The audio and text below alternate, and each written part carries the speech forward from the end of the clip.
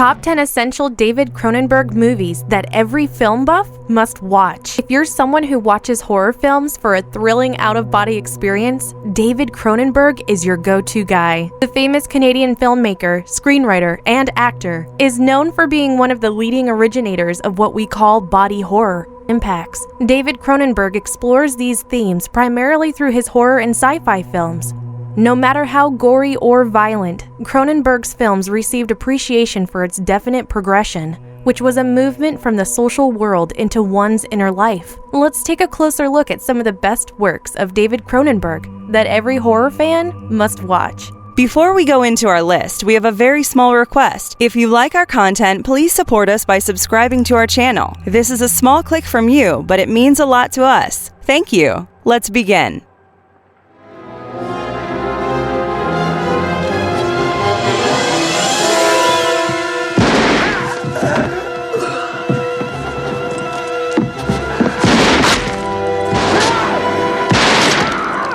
The Dead Zone, 1983. This sci-fi thriller is an adaptation of a Stephen King novel of the same name. It portrays Christopher Walken in the role of Johnny Smith, a school teacher who goes into a coma for 5 years as a result of a car accident. When he awakens, he discovers that he has gained psychic powers. Although in the beginning, these powers appear to be a blessing, it doesn't take long for them to turn into a menace. Besides being a perfect cinematic adaptation of Stephen King's novel, this was also one of Walken's most outstanding performances. The character's pain and dismay were clearly conveyed through his facial expressions throughout the film. Moreover, it holds strong visual imagery, as it is set in a cold, eternal winter, along with the use of unsaturated colors. It perfectly captures and reinforces the subtext of alienation and loneliness. The reason this film gained popularity was because of how different it was compared to David Cronenberg's signature filmmaking style. The fact that it was less gory and not as fixated on special effects made the viewers appreciate a whole different aspect of his work. In addition, Michael Kamen's ambient, haunting music score kept the film's ominous vibe alive. Did you know the film and Stephen King's novel are both partially based on the life of famous psychic Peter Hurkos, who underwent a similar experience after falling off a ladder?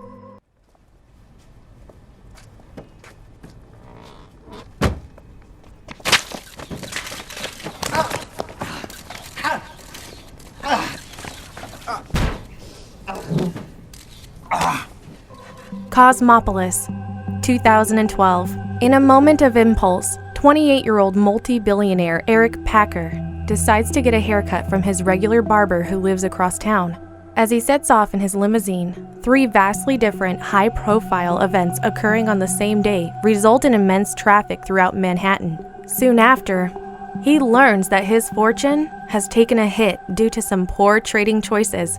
This causes him to turn to 2 strange women for sex after his wife, Elise, rejects him. His day gets worse when his limo gets spray painted on by a demonstration of anti-capitalist activists, and he learns that he is the target of an assassination attempt. After getting a haphazard haircut, he sets out with nothing to lose to visit his former employer, Richard Sheets, who sent the assassin after him. When the two come face to face, several truths are revealed pertaining to Eric's fortune. Here, Sheets informs Eric of some harsh realities of life. This movie's plot has been deemed relatable by many, since it is a perfect image of a zeitgeist. It is not just appreciated for its well-written script, but also for its flawless direction. Based on a novel of the same name by Don DeLillo, Cosmopolis can be conveyed to viewers as visual poetry due to its underlying messages and portrayal of harsh realities. There were several parts of the book that Cronenberg couldn't include in the film because he had to keep it relevant. This is not your typical movie where one gets excited for the plot or their favorite character. Instead, it is an underrated, intellectually nourishing experience where the director focuses more on the dialogues instead of action. In addition, it reflects, comments on, and satirizes the 1% wealthy population of the time. This was Robert Pattinson's first film after shooting the Twilight Saga.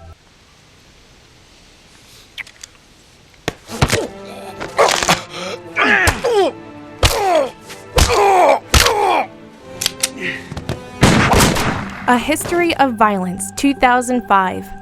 This action thriller follows the life of Tom Stahl, a mild-mannered man who suddenly becomes a local hero by performing a violent act. He lives a quiet, normal life with his wife and children, which soon gets disrupted due to a robbery that takes place in his diner. Tom immediately prioritizes his customers and gets them to safety, accidentally killing 2 notorious criminals in the process. This act changes Tom's life and makes him a hero overnight. The intense attention that he gets from the media makes him uncomfortable. Despite trying to retract his life back to the way it was, Tom is faced with an even bigger problem when a strange man appears in town, claiming that Tom has wronged him in the past. As Tom and his family fight this man, they are forced to encounter the issues that arise within their relationships as a result of their new reality. The film, first and foremost, received immense appreciation for its cast. It is not easy to create an adaptation of a Wagner and Locke graphic novel, but David Cronenberg did it perfectly. Moreover, the script was intense, realistic, but at the same time also simple, which is a difficult combination to pull off. Although the plot would seem slightly absurd without the context that the script provides, it is still a believable one, which makes Viggo Mortensen's performance all the more outstanding in his supporting cast, which includes veterans Ed Harris and William Hurt. The film contains everything on the spectrum from youthful love to hardened violence, but finally provides the closure of an ultimate redemption.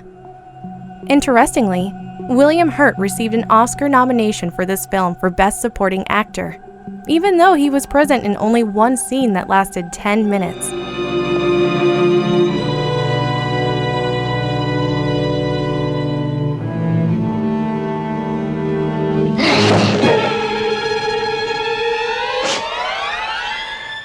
The Brood, 1979. This masterpiece is a psychological body horror film written and directed by David Cronenberg. It portrays a psychologist, Dr. Raglan, who uses eccentric and unconventional techniques to surpass the psychological barriers within his patients and treat them.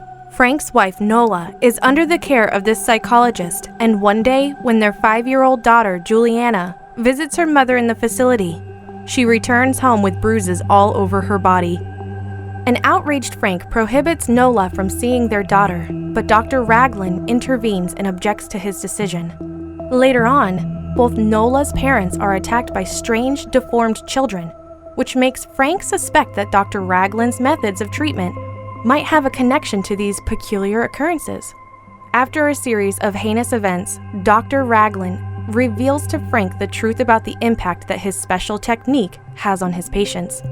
David Cronenberg loosely based the screenplay of this film on his broken marriage after him and his wife got divorced.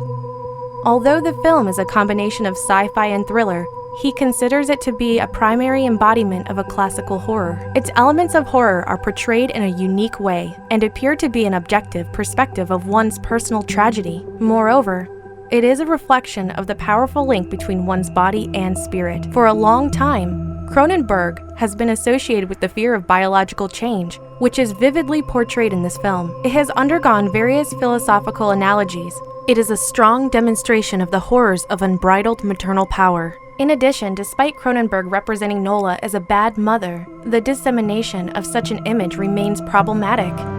Existing one.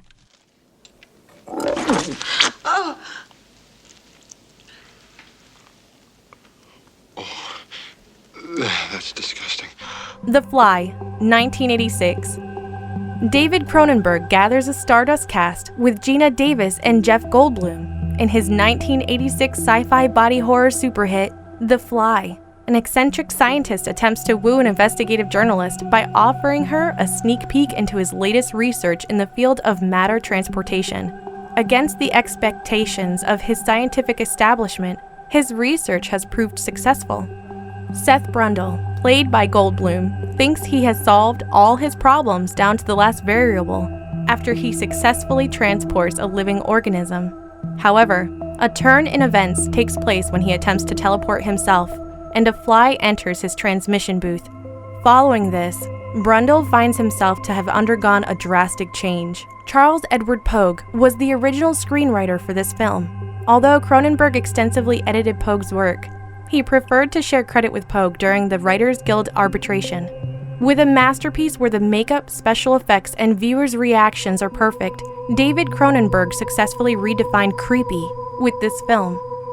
Its most surprising component is its brilliantly acted-out emotional love story, which the viewers did not anticipate. Jeff Goldblum blows the audience away with his delivery of dialogues, and even with his intense costume and makeup of the fly monster, he is still able to put forth the humane emotions of this creature. Unlike most horror films, which rely more on the ideas and special effects, this one focuses more on coherence and character development. The degree to which Cronenberg is able to take a simple idea and turn it into something horrific with a nerve-wracking climax truly makes this movie a must-watch.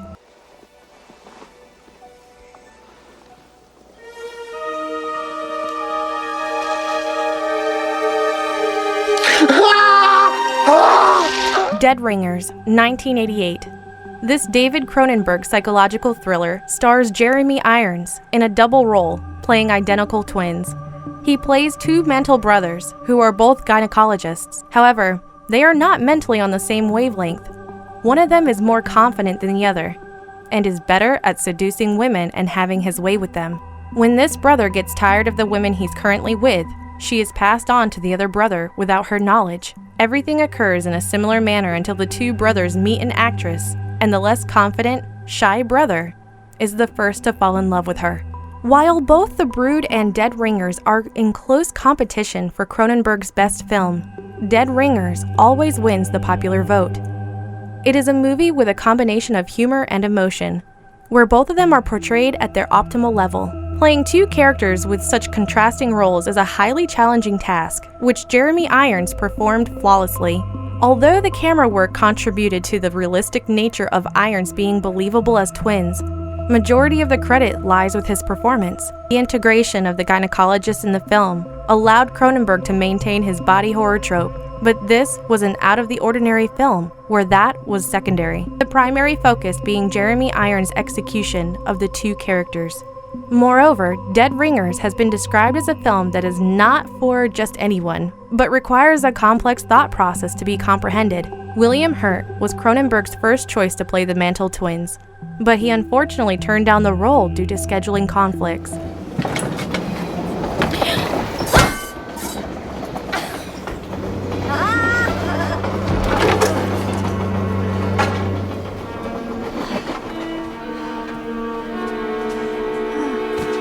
Spider, 2002. Spider is a psychological drama film based on the novel of the same name. The film portrays Dennis Clegg, a man in his 30s who lives in a halfway house for the mentally ill in London. Dennis, who has provided the nickname of Spider by his mother, has been diagnosed and institutionalized with acute schizophrenia for almost 2 decades. Unfortunately, he never recovered.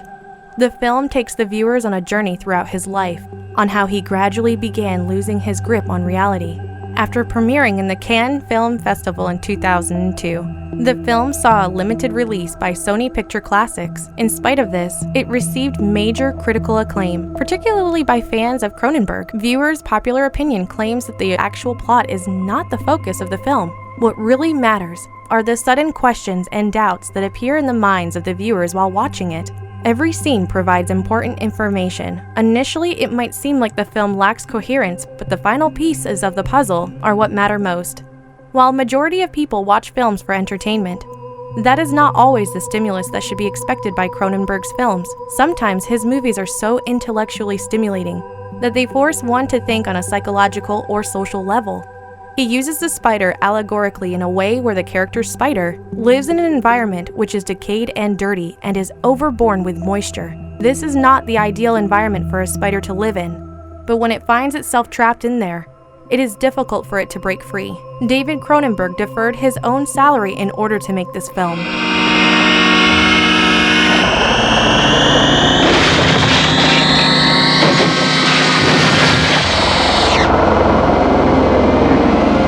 Scanners, 1981. The plot of Scanners revolves around Daryl Revick, who is the most powerful of all scanners. He is the leader of the underground scanner movement that aims to achieve world domination. Scanners have great psychic powers and are strong enough to mind control humans. If necessary, they are able to inflict enormous pain on their victims. Dr. Paul Ruth finds a rogue scanner and converts him so that he feels compelled to destroy the underground movement of scanners. To this day, Scanners is Cronenberg's most difficult film. When its shooting was first scheduled, the script and set were both incomplete at the time. This is not considered one of Cronenberg's average horror films. It is one of those movies that forces the viewers to think in order to understand the plot, rather than just blindly serving it to the viewers. Additionally, the scanners have to live on the outskirts of society, because most people are afraid of their telekinetic power, and they are wrongfully misunderstood. This coincides with the prejudice that society holds against the mentally ill, and how they are shunned for similar reasons. Moreover, Howard Shore's score provides a lingering feeling of starkness throughout the film. This is one of the hidden David Cronenberg movie gems that didn't get the media attention it deserved when it released. This is all the time we had for today's episode. We hope you guys liked it. To subscribe to our channel. And don't forget to tell us which topic you want us to cover in the comment section. Have a fantastic day ahead and stay safe.